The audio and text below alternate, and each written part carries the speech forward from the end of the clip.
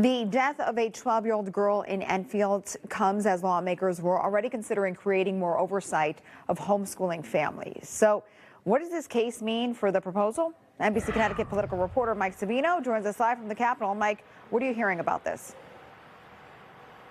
Well, Amber, right now, state law only requires that families notify their local school district if they want to homeschool their children. Now, those homeschooling families say this shows that they have the freedom to do what they think is best for their families with little intrusion from the state government. But some lawmakers say that these cases show that this can also be a loophole that allows families to hide abuse from mandatory reporters, and they want to change it. So it's a terrible situation, obviously. We lost a young girl. Following the death of a 12-year-old girl in Enfield, some Democrats continue to push for oversight of homeschool families. This is the third case in about a year that has lawmakers concerned. A current proposal would require parents to show proof of the education they're providing, with an option to send a portfolio of that work to school districts for review. But school officials say it's too much work for them, and some homeschool families worry the bill creates a tougher standard than friendlier states like Florida. The child needs to show progress every year, and so it's not equivalent instruction, which is very ambiguous. It's specific to that child.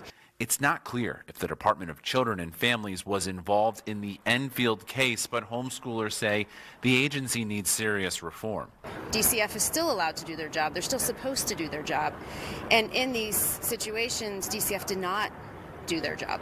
Santinella thinks standardized testing would be a fair compromise. With all due respect to them and their rights to educate their children at home, we have children like my constituent who suffered horrific conditions and a loophole that exists in our system. Representative Jennifer Leeper wrote the bill. She says she's trying to give families flexibility. If we can't pass anything in the face of some of the most atrocious stories and horrific events that have happened to children here in Connecticut in the past less than 1 year, it will feel like a moral failure.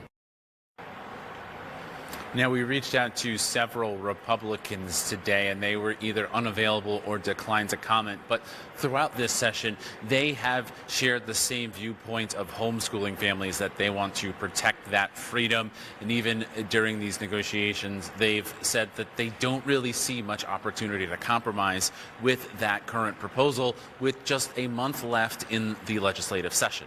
Live from the Capitol, Mike Savino, NBC Connecticut News.